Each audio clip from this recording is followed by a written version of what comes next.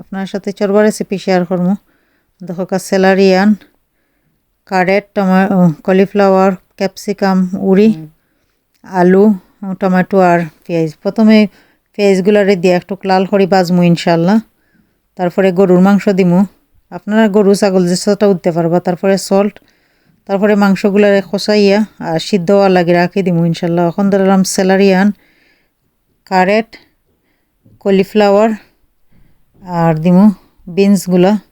এগুলো একটু বয়েল হইতে একটু টাইম লাগে। আর মোস্ট ইম্পর্টেন্ট হইল ম্যাগি স্টক কিউব অথবা ম্যাগি স্যুপ মশলা লইতে পারবা।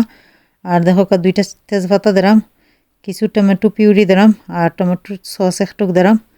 আর এখন দিমু ইনশাল্লাহ আলু আর টমেটো, ক্যাপসিকাম এগুলা দিয়া তারপরে চাল দিলাম একটু ফুলার চাল আর কিছু মরিচ। আসলে রোমানিয়ান চরবার মাঝে মরিচ দেয় না, আমি একটু জাল বালা ফ্রাই করি মরিচ দিলাম।